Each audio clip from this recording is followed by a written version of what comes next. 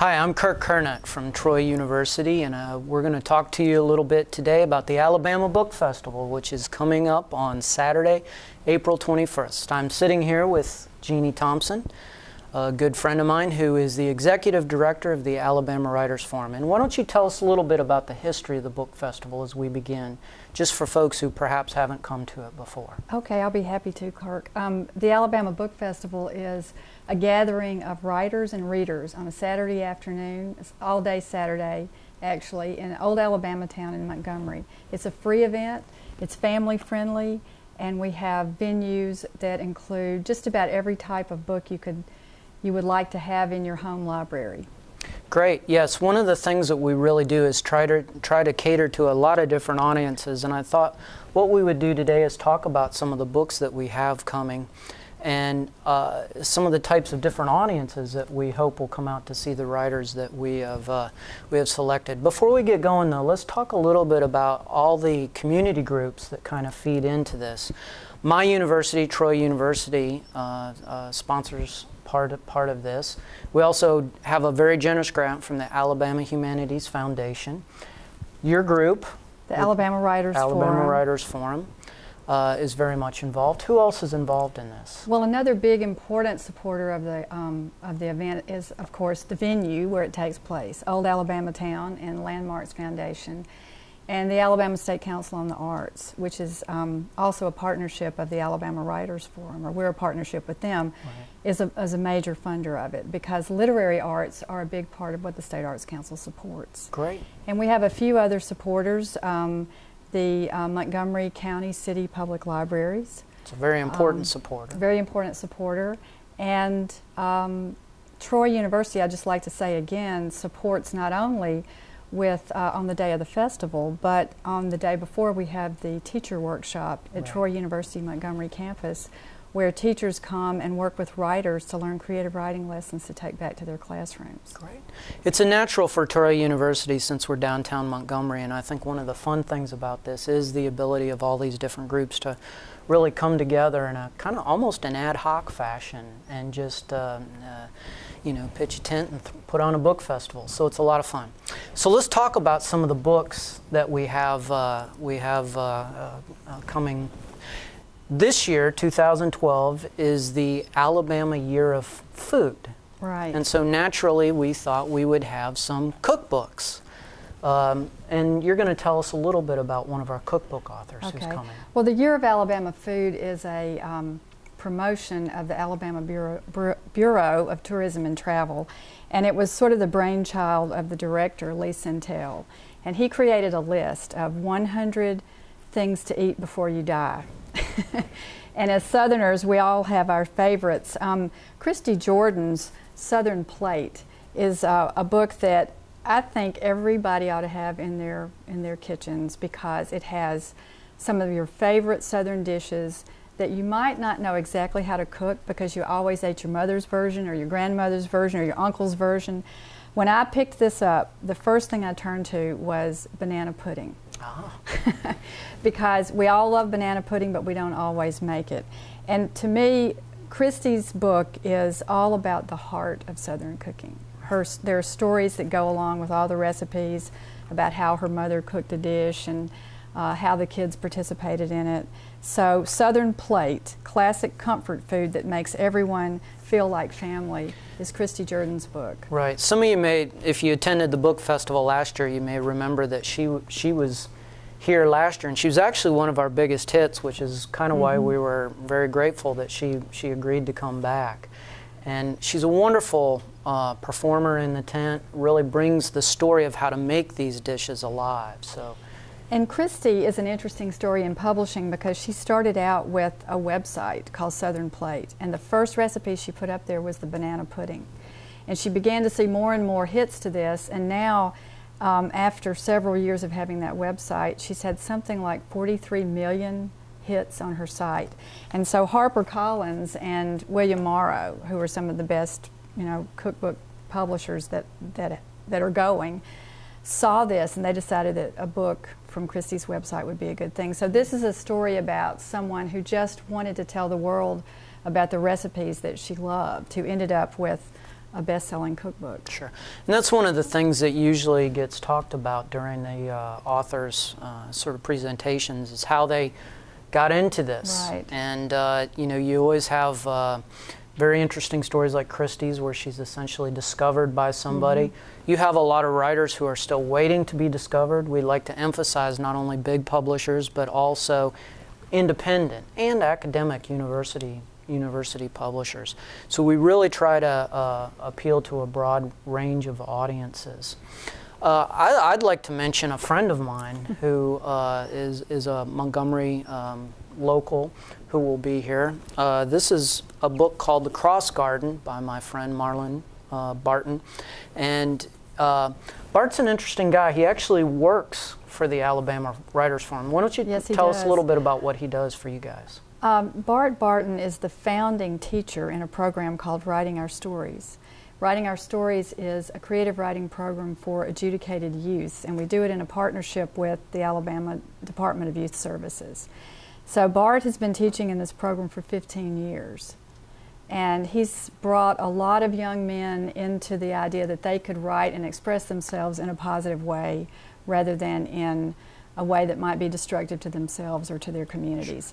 But he's also a really gifted writer himself, and this is his second novel, and he has 3 short story collections. Right. His short stories have been appeared in Best American Short Stories a couple times. He's won a couple O. Henry Awards. Right. I think sometimes we sort of take him for granted because, you know, we hang out with him all day long, but he really is a phenomenal writer. It's interesting you mention what he does for you guys, because those experiences go directly into the novel. This is a story about 2 men who've come out of youth services, one an older adult, a stepfather figure, and one his stepson. But Bart's stuff is really interesting. I think if you're a fan of Southern literature, everybody always mentions Faulkner when you talk about Southern literature. But there are many, many great writers, and part of being a great Southern writer, I think, is the ability to evoke place. And Bart comes from West Alabama in the Greene County area, and he really depicts that sort of scenery there so beautifully. One of the interesting things about this book is he does a little geographical transplanting, because he takes the Cross Garden that many of us know. You know, we often, you know, some of you may have done what I did in years past, go up there on a Friday night at midnight and sneak onto the land and peek at it. But you remember north of Prattville, I believe it was, there was a sort of a folk art shrine. An installation. Of crosses. So Bart takes that basic idea and moves it over to West Alabama. And you know, it's a book that I think is a very powerful sort of about the relationship between parents and children and fathers and sons in particular. But it also has elements of a crime novel. It has a great villain in the book, a guy named Puckett, who you know, runs a kind of almost a Charles Dickens type crime ring there out of what's the city that Bart's from? I always forget. Well, he's from Forkland, which is near Demopolis. Exactly. And one thing I wanted to say about that is that Bart has spent a long time observing these young men who, for various reasons, have become, you know, have been sent to spend some time at Mount Meigs. But he's a real, you know, like any writer, he's a great observer of human nature. So the character, the young character in that book, is sort of an amalgam of a lot of these young men that he's seen. Right. And his sensitivity to their youthful vulnerability, and you can sort of feel the hope that he has for them to succeed has been imbued into that character. Bart was telling me a story a couple weeks ago about the library out there has copies of it. So many of his students actually got the book and read it, and I think, you know, several of them were sort of teasing him about some of the things in the book, but they were also saying, well, Mr. Barton, you got us dead on, you got us right. So. And I think that's why those students do so well in that program with Bart, because they know that he's a writer. Sure. And they can't fool him, and they know that it's like if you're learning basketball from an NBA star, you can't mess around out there on the court and fake it. He's watching you. That's right. But then when you succeed, he knows. So we're really proud of Marlon Barton and his latest book, The Cross Garden. We should mention that it's gotten attention far outside of Alabama. Again, sometimes I think we tend to think of our local writers as just being locals, but Bart really does have a national reputation. Let's switch gears a little bit and talk about another genre that is really one of our mainstays, one that's close to your heart, which is poetry. Right.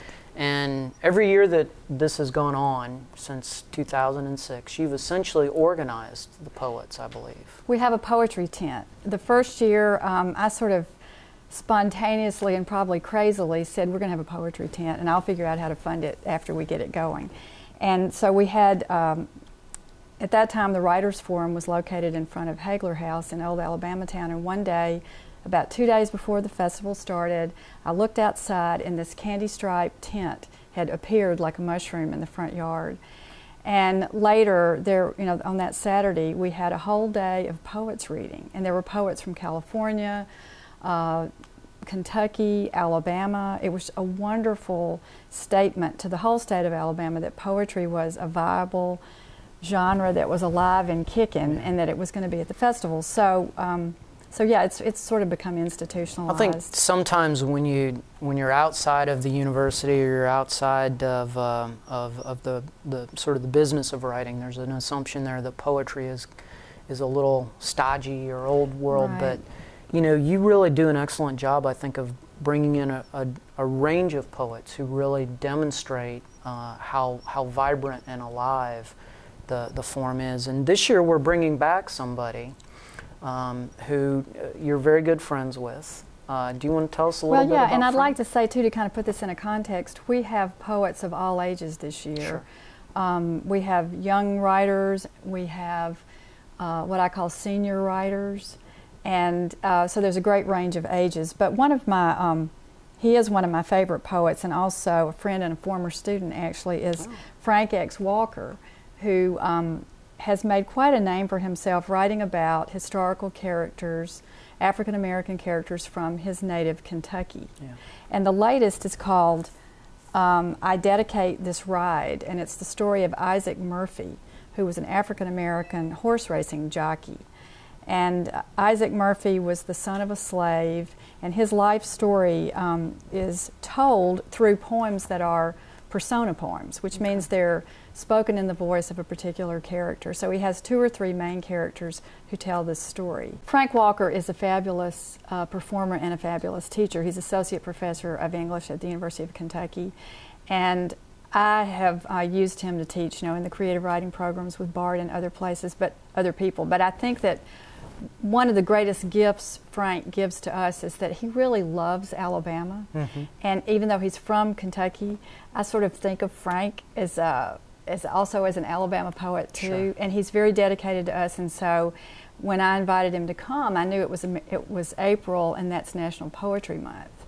But he was available, and he's going to be here with us. So if for no other reason, come to the Poetry Tent to see Frank Walker. And that's a good point to remind people that we have writers from coming all across the country for this event, so we're very excited about it. And they do like to be here, and we aren't able to pay the writers a lot of money, but they love to be a part of this. They consider it a day where they can be with other people, who are interested in the same thing they're in, but they often comment that our festival, although it's not one of the biggest ones in the country, is one of the nicest ones to attend for the hospitality and the fellowship. I think the hospitality is something we could be very proud of. Right. And a lot of it has to do with the fact that many of the organizers are in publishing, and we're also readers ourselves, and very much I'd just like to take this chance to say that once again, the Alabama Book Festival is April 21st in Old Alabama Town. It starts at 10 o'clock.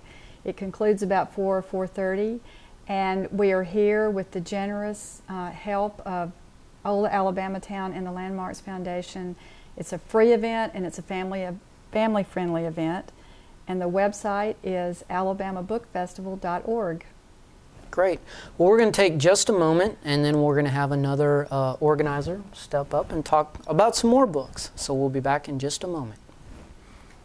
Check this out. The Montgomery City County Public Library System has 11 convenient locations to serve you, has over 500,000 items in circulation, and adds over 20,000 items each year.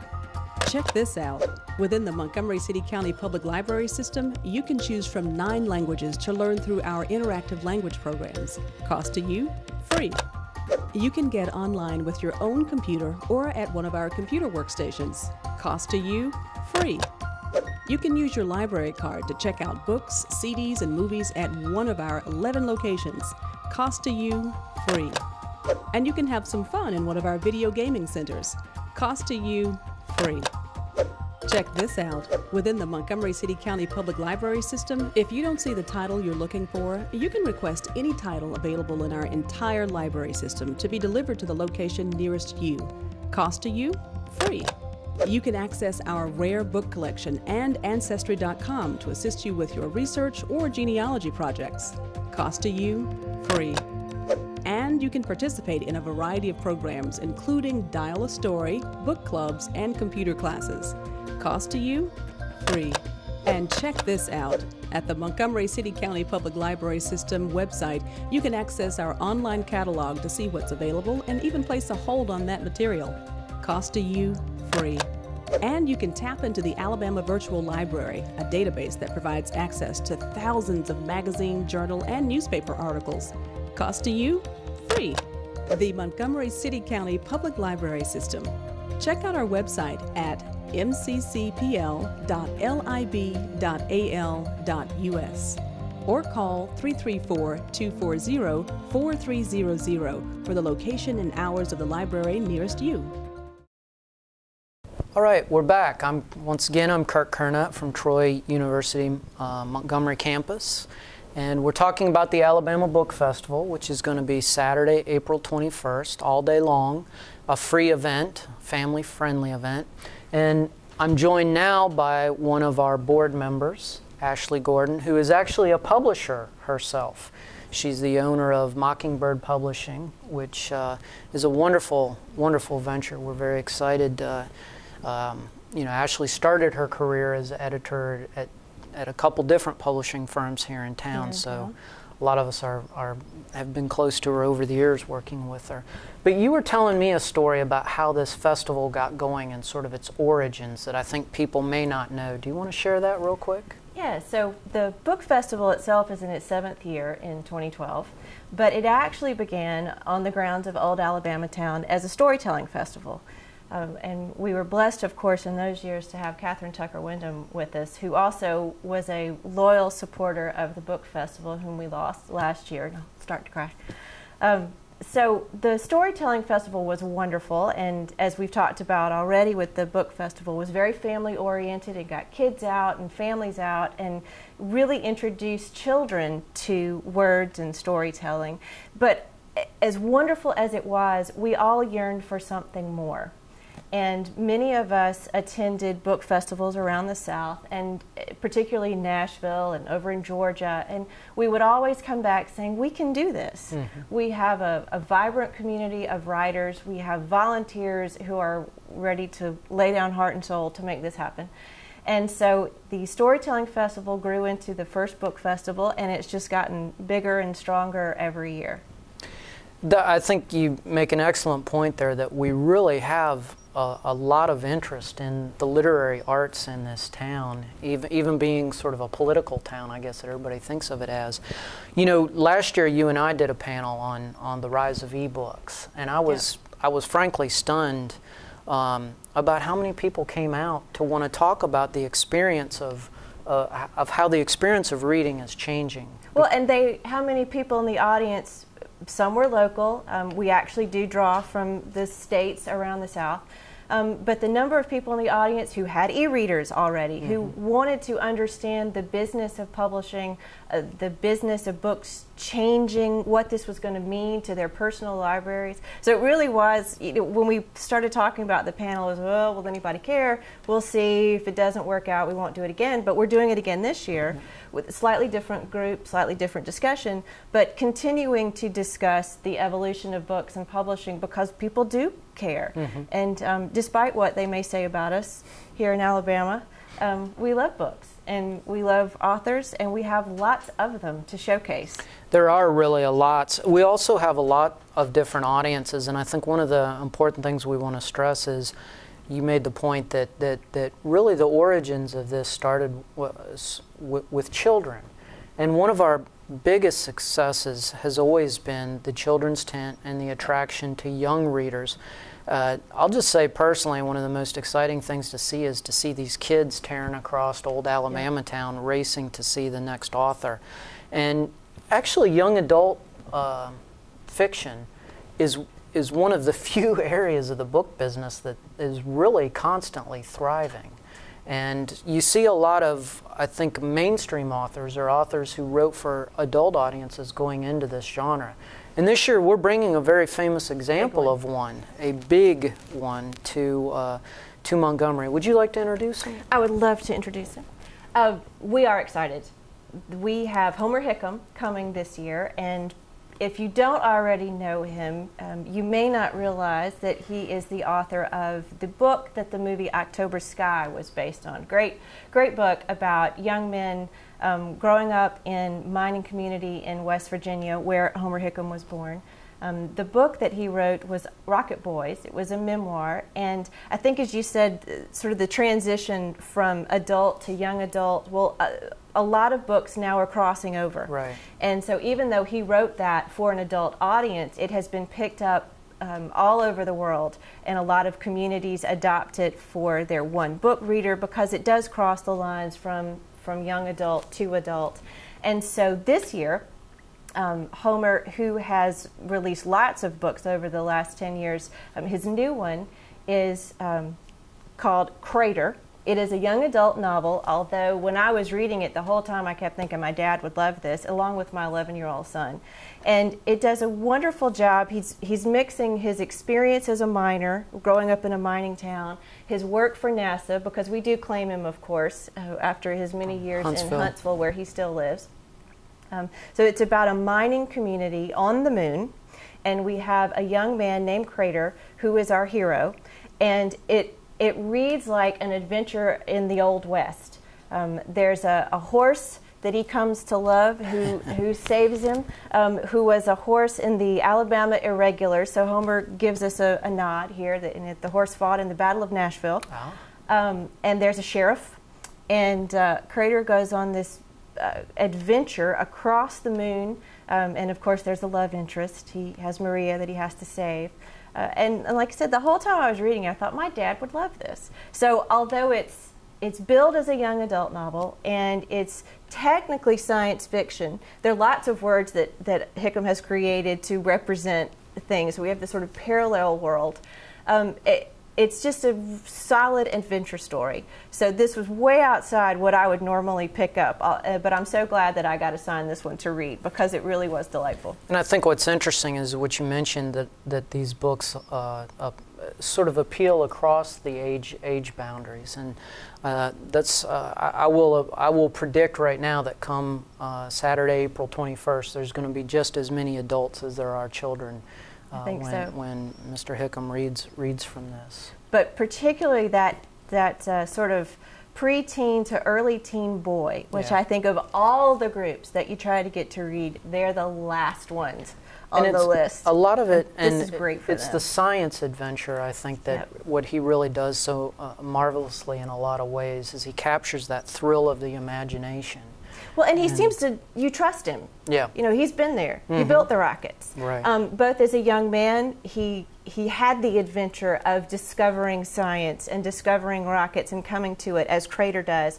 But then as an adult, he built the rockets again. So when he is creating this imaginary world, you feel like you're hearing it from the horse's mouth, as it were. He really knows what he's talking about. Yeah. So you are completely absorbed and buy into it. It's very genuine. And one of the things you also mentioned, that this is the first in a series, is that right? It is. Okay. And I was noticing that for both the books I read, because I'm a series reader. I tend to do British mystery novels sort of like Doritos. It's just one right after the other until the bag's empty. And it's always reassuring to me when I find a writer I like or a character that I really enjoyed living with, that I get to live with them a little bit longer. So this is the first of the Helium-3 series. So if you like this, you'll have more. And the cool thing about the festival that I think y'all were also alluding to earlier, and what I think this festival does a little differently from others, and one thing that we've tried to hold on to, is you mentioned the word fellowship. You really do get an opportunity to commune with the writer. You get to ask them questions. You're close to them both physically, sort of, and intellectually. You're right there in this space to get to know who they are. And if you do like the characters, you're probably going to like the author. And you get to know them as people at this festival. And I think that's something really special that's slightly different from others I've attended. We've never had a situation where I think an author showed up with an entourage or a bodyguard that sort of kept everybody at arm's length. And that really is, I mean, people do delight in being able to approach the writers. And I think most writers are very savvy in understanding that you know, the opportunities out there are sometimes few and far between, and they're very appreciative of their audiences. Well, and we do help them out. Capital Book and News will be at the festival. They'll have all of the latest books from each of these authors and some of their older books, and we have a signing area set up, so if you haven't been able to ask your question in the session, you can get the book and have it signed and have a conversation with them right there. And it's sometimes funny because we have to kind of keep things moving, and the authors are just hanging out, and they'll stay all day long just to continue talking with the readers. Many of them do hang around. You'll see them just walking around and go to the each other's grounds all tents day. and Exactly, sessions. And exactly. it really is a fellowship. Yeah, it is. So you can get your very own Crater. This is an advanced reader's copy. I felt very special, but it will be out in April. It'll be brand spanking new, and you can get your own copy and get Homer to sign it. Well, I'd like to mention right now a book that I'm very excited about bringing to the festival this year, and unfortunately we didn't get a copy of it in time for the show, but I have read it. I do promise you that. This is a nonfiction book, and part of the reason that we chose it this year is because we do have a huge sort of military community in Montgomery, and this is a author named Tracy Crow who lives in Florida, who is a former Marine. She was a Marine in the late 70s. And she was a court-martialed Marine. And so this is an account of her experiences going through the court-martial process. It's a very human story. It's a very powerful nonfiction account. She's been published in all kinds of amazing places like Missouri Review, and she's the editor, nonfiction editor right now of a great magazine called Prime Number Magazine, which is doing a lot of interesting stuff. But I was really drawn to the book because, you know, we live in an age where I think we're still kind of defining roles for women, and certainly in the military, that's part of it. I know I have tons of female military students, and I'm always interested in sort of hearing their experiences. A, why did they go into the military in the first place? What attracted them to that? But second of all, you know, how does their experience as women in the military, how do they think that's different than what it was maybe 20 or 30 years ago? And I think Tracy very delicately sort of explores a lot of these questions. I hope we can say this on public TV, but you know, the reason she was court-martialed was she had an affair with her superior officer. Was he court-martialed? No. Sorry. That's part of the adventure. Part of the adventure of the story. But you know, and I think first of all, that's a very delicate subject matter for a person to write about, even 35 years later. And I really admire the honesty of the way that she broaches this subject. But I think she's also dealing not only with the institution and how it punished her in a sense, but also dealing with her own feelings of failure, of having that opportunity to be a groundbreaking person in that role, and yet falling into some very, I think, what by her own admission would be some sort of stereotypical patterns. So it's a really powerful personal story, and like all great nonfiction books, I think it makes you care not only about the person, but it gives you a great empathy for people who have failed and yet picked themselves up and become successes in other ways. So I really want to recommend that book. That was one that I sort of pulled out all the stops to bring in. the festival is such a wonderful opportunity to look at all of the different communities in Alabama and in Montgomery. Like you said, the military community, young boys. We really do try, and Thomas and Cheryl over at Capital Book and Eleanor are great to help us. Yep, this book is really taken off here. We do try to find something for everybody, and sort of the one I read, the other book I read that I'm about to talk about is so far away from that in some ways. We've never done a book like this before. Yeah. And part of the reason we're doing it is we sat around and one day we just thought, you know, we're missing somebody. Mm-hmm. We really feel like we're missing somebody. And quite honestly, those people are readers of romance novels, and in particular a genre of romance. They kind of all blend together now, but it's a paranormal romance. It is. And romance, the lighter side of romance, there's not a lot of bodice ripping going on here, although we do have a Marine, but he's fairly buff. And another thing we try to do is get our connections to Alabama. Not every author we have is from Alabama.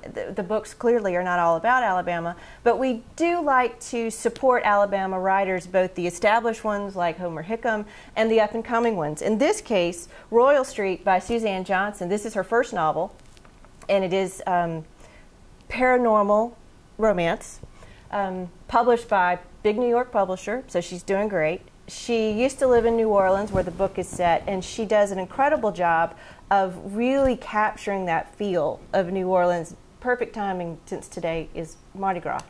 And she now lives in Auburn. So we have our first-time novelist from Alabama and our very prolific writer from Alabama who we've adopted. One of the things that really interested me about Royal Street was the fact there's a whole sort of subgenre of Hurricane Katrina books, and as you might guess, they're usually deal in a very literary, political fashion with the disaster. And I just thought, wow, somebody is doing, in a sense, a science fiction novel or paranormal novel.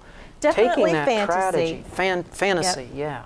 So tell us a little bit about how she works all that into the story. I'm not normally a fantasy reader. I did read all the Harry Potters and absolutely loved them, but that was about it for that genre. And so I was a little skeptical, honestly, when I picked it up. In the first few pages, I thought, oh, this is going to be tough. Because not unlike Homer Hickam, there's a completely new vocabulary, new creatures and new terminology, and it takes a little bit, if you're not an adept, to grasp it. But what she did that was, I thought, really very talented was take Katrina and the real life of somebody living in New Orleans right before, during, and after the storm, and made it incredibly real. Yeah. So the other stuff, the fairies and the wizards and the shapeshifters, they don't detract from the story, much like Homer Hickam's novel was really an adventure story at heart that happened to be on the moon. Mm-hmm. Her story is an adventure story. We have a sentinel, a young woman named DJ, and she lives in New Orleans, and her responsibility is to keep an eye on things when the barrier between our world, the mundane world, and the beyond breaks down during the storm. And we have a murder mystery. We have sort of a world on the brink, and she has to save us all.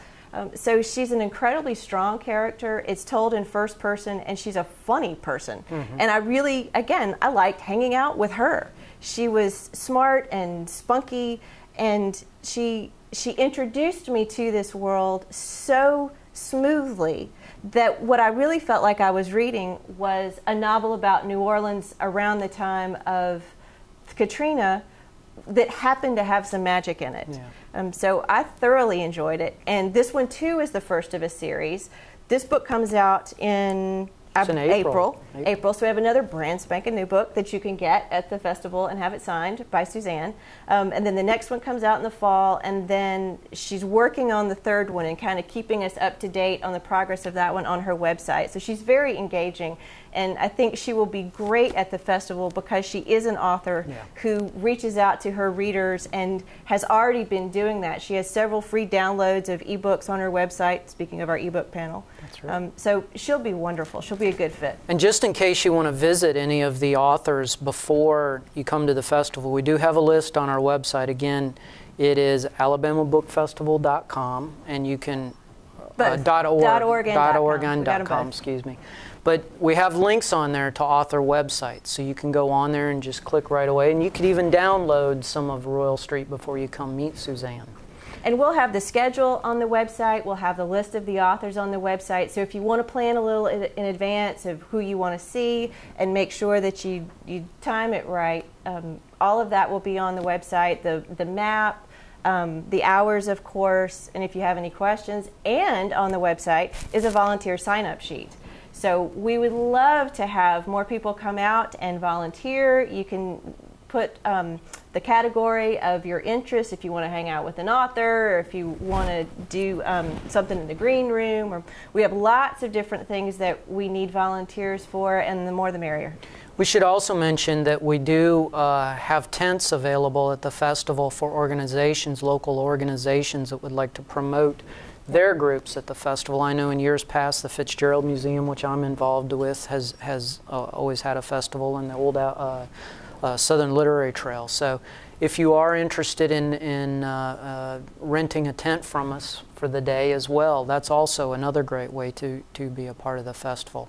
Just really quickly, let's remind folks of who some of our sponsors are. Of course, Troy University would want me to mention their names again, but Old Alabama Town, and we mentioned the Montgomery County Public Library. We also want to mention the Alabama Public Library Service that I think we may have left off there at the beginning. And you mentioned Capital Book and News, who are very important to us. Well, this has been a great half hour. I want to thank Jeannie and Ashley for sitting down and talking a little bit about the books and some of the authors that are coming. Remind us one final time when we'll be together. So Saturday, April 21st, it starts at 10 o'clock in the morning at Old Alabama Town, runs until 4:30. And as we've said, the website will have all of the updates on the authors and the schedule. We're also on Facebook, where we'd love to hear from you. If you're reading one of these books, you are a fan of one of the authors, let us know.